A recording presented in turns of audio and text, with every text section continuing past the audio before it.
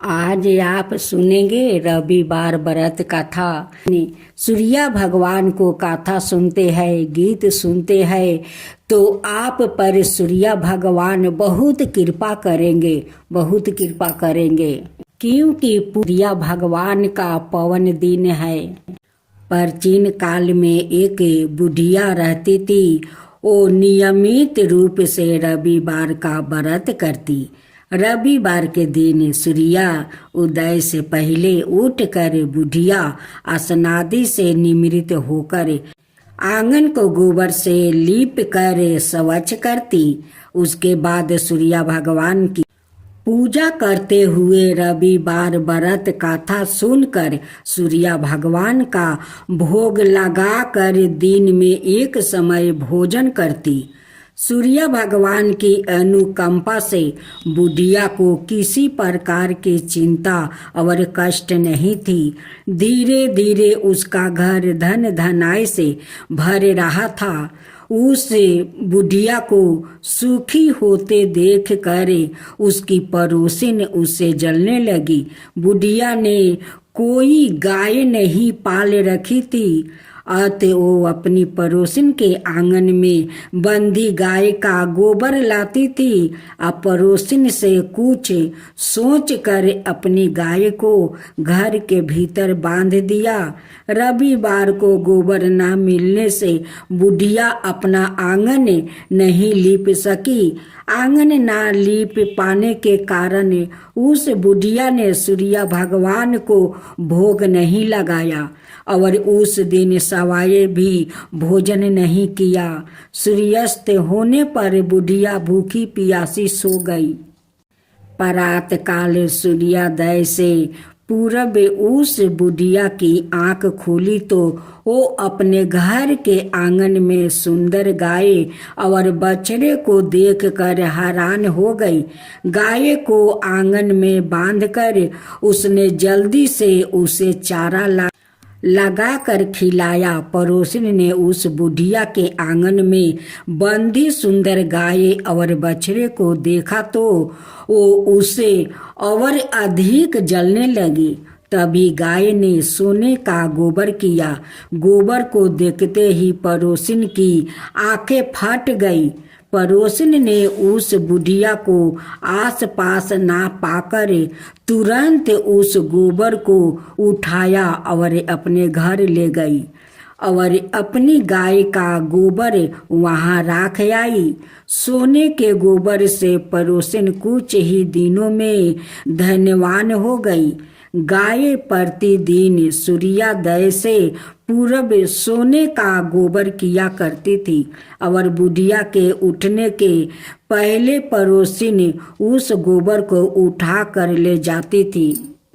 बहुत दिनों तक बुढ़िया को सोने के गोबर के बारे में कुछ पता नहीं चला। बुढ़िया पहले की तरह हर रविवार को भगवान सूर्य देव का व्रत करती रही और कथा सुनती रही। लेकिन सूर्य भगवान को जब पड़ोसिन की चालाकी का पता चला तो उन्होंने तेज आंधी चलाई। आंधी का प्रकोप देखकर बुढ़िया ने गाय को घर के भीतर बांध दिया। सुबह उठकर बुढ़िया ने सोने का गोबर देखा तो उसे बहुत आश्चर्य हुआ। उस दिन के बाद बुढ़िया गाय को घर के भीतर बांधने लगी। सोने के गोबर से बुढ़िया कुछ ही दिनों में बहुत धनी हो गई। उस बुढ़िया के धनी होने से पड़ोसिन बुरी तरह जल पूर कर राख हो गई और उसने अपने पति को समझा बुझा कर उसे नगर के राजा के पास भेज दिया। सुंदर गाय को देखकर राजा बहुत खुश हुआ। सुबह जब राजा ने सोने का गोबर देखा तो उसके आश्चर्य का ठिकाना न रहा। उधर सूर्या भगवान को भूखी पियासी बुढ़िया को इस तरह प्रार्थना करते देखे उस पर बहुत करुणा आई। उसी रात सूर्या भगवान ने राजा को सपना में कहा, राजन, बुढ़िया की गाय बछड़ा तुरंत लौटा दो, नहीं तो तुम पर विपत्तियों का पहाड़ टूट पड़ेगा, तुम्हारा महल नष्ट हो जाएगा। सूर्य भगवान के सपने से बुरी तरह भयभीत राजा ने प्रात उठे ही गाय और बछड़ा बुढ़िया को लौटा दिया। राजा ने बहुत सावधान देकर बुढ़िया से अपनी गलती के लिए क्षमा मांगी। राजा ने पड़ोसिन और उसके पति को उनकी इस दुष्टता के लिए दंड दिया। फिर राजा ने पूरे राज्य में घोषणा करवाई कि सभी स्त्री पुरुष रविवार का व्रत किया करे। रविवार का व्रत करने से सभी लोगों के घर धने धनाए से भर गया। राज्य में चारों ओर खुशहाली छा गई। स्त्री पुरुष सुखी जीवन यापन करने लगे और सभी लोग के शारीरिक कष्ट भी दूर हो गया। जय जय जय रविदेव, जय जय जय रविदेव, जय जय जय रविदेव, जय जय जय रविदेव। रजनीपति मदिहारी सतल जीवन दाता, सटपद मने मुदिकारी, हे दिन मणि दाता। जग के ये रविदेव, जय जय जय रविदेव, जय जय जय रविदेव, जय जय जय रविदेव। नभमंडल के बासी जयोति प्रकाशी देव, निज जन हित सुखी राशि तेरी, हम सब सेवा करते हैं रविदेव। जय जय जय रविदेव, जय जय जय रविदेव, जय जय जय रविदेव। कानक बदन मन मोहिती, रुचिरी परिभाव प्यारी, निज मंडल में मंडित आजर अमर छविधारी। हे सुरबर रविदेव, जय जय जय रविदेव, जय जय जय रविदेव, जय जय जय रविदेव। अब सुने धर्मराज जी की कथा। किसी गांव में एक बुढ़िया रहती थी। वो बहुत नियम धर्म से व्रत रखा करती थी। एक दिन भगवान के घर से यमदूत उसने लेने आ गया और वो उनके साथ चल पड़ी। चलते चलते एक गहरी नदी आई तो यमदूत बोले कि माई, तूने गौदान की है या नहीं? बुढ़िया ने उनकी बात सुनकर मन में श्रद्धा से गाय का ध्यान किया तो वो उनके समक्ष आ गई और बुढ़िया उस गाय की पोंछ पकड़कर नदी पार कर गई। वो यमदूत के साथ फिर आगे बढ़ी तो काले कुत्ते आ गया। यमदूत फिर बोले, कुत्ते को खाना दिया था। बुढ़िया ने मन में कुत्ते का ध्यान किया तो वो रास्ते से चले गए। अब बुढ़िया फिर से आगे बढ़ने लगी तो रास्ते में कौआ ने उसके सिर पर चोंच मारनी शुरू कर दिया। तो यमदूत बोले कि ब्राह्मण की बेटी के सिर में तेल लगाया था। बुढ़िया ने ब्राह्मण की बेटी का ध्यान किया तो कौआ ने चोंच मारनी बंद कर दिया। कुछ आगे बढ़ने पर बुढ़िया के पैर में कांटे चुभने लगे तो यमदूत बोले कि खराऊं आदि दान की है। बुढ़िया ने उनका ध्यान किया तो खराऊ उसके पैरों में आ गई। बुढ़िया फिर आगे बढ़ी तो चित्रगुप्त जी ने यमराज से कहा कि आप किसे लेकर आए हो।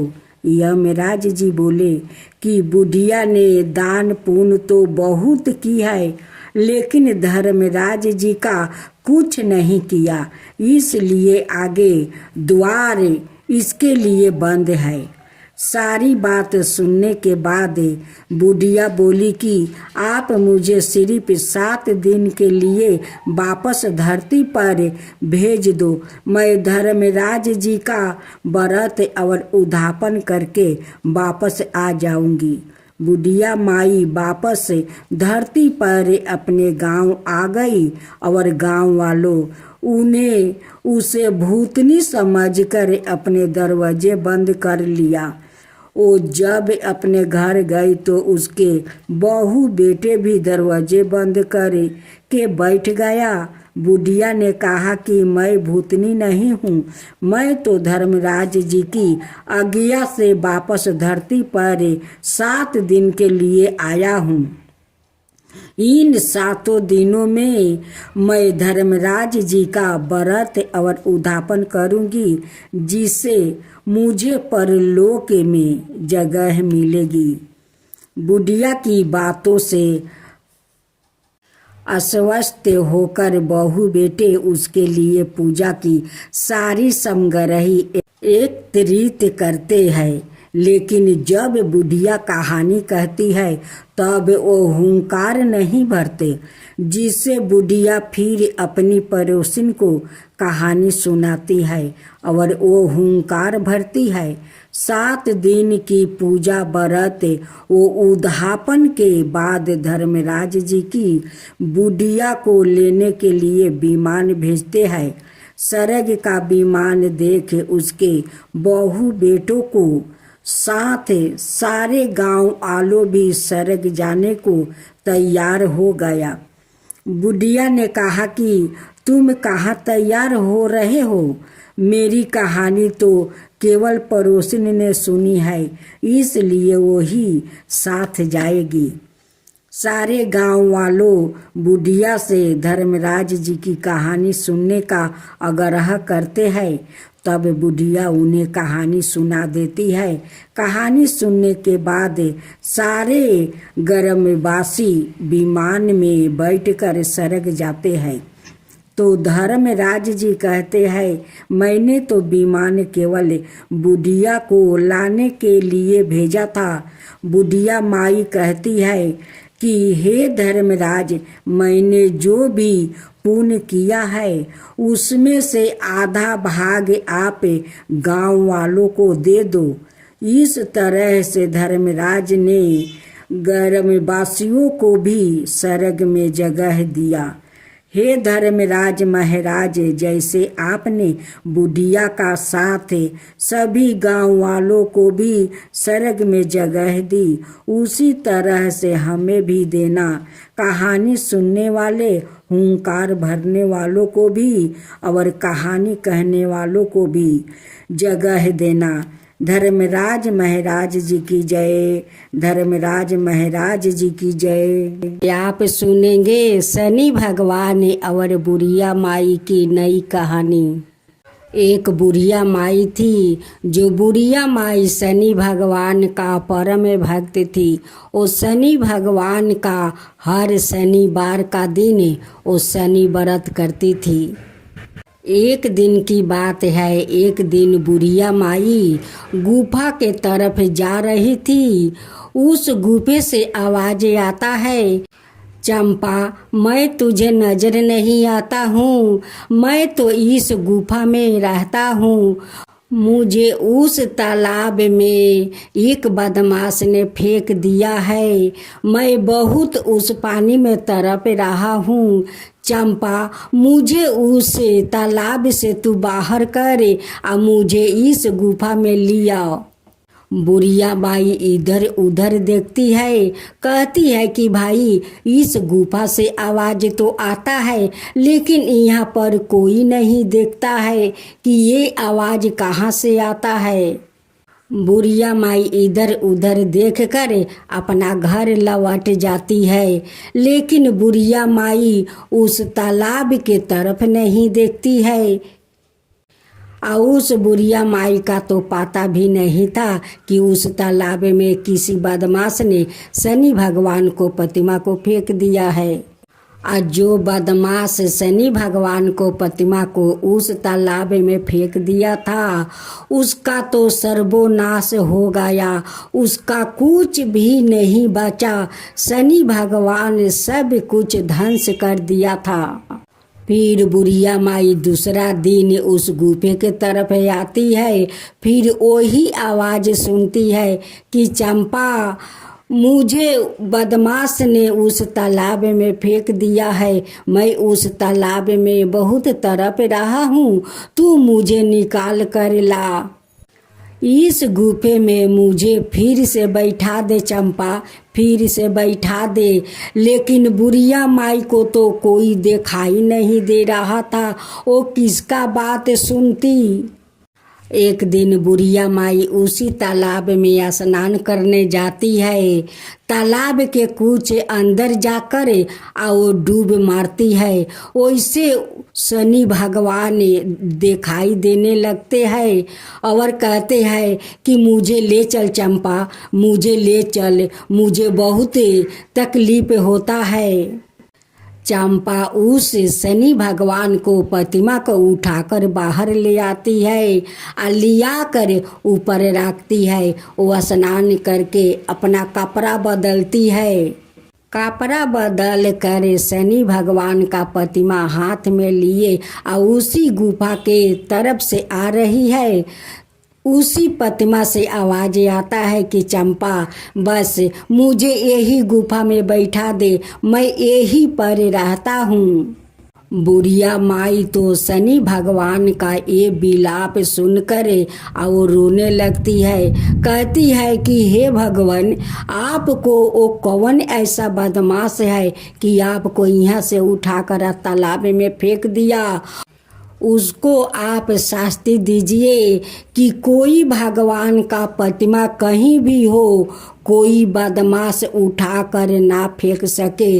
उसको ऐसा शास्ति दीजिए कि वो फेंकने को कभी नाम नहीं लेगा।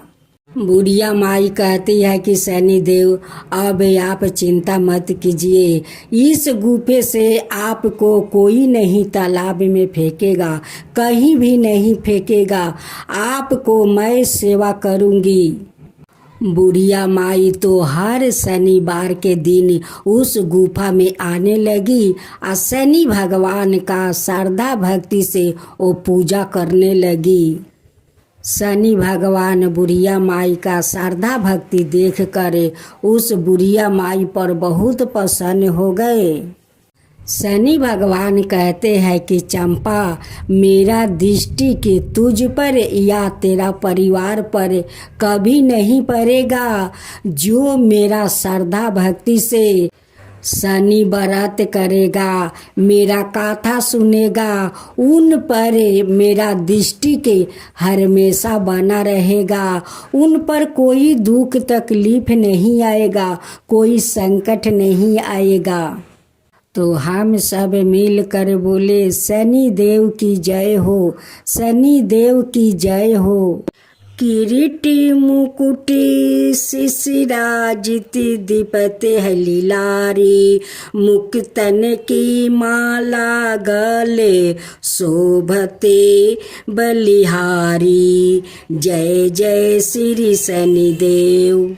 मोदक मिष्टन पान चढ़ते है सुपारी, लोहा तिल तेल उर्दी महिषी अति प्यारी।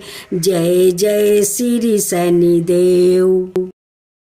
देव दनुज ऋषि मुनि सुमिरत नर नारी, विश्वानाथ धरत ध्यान चरण है तुम्हारी। जय जय श्री शनिदेव।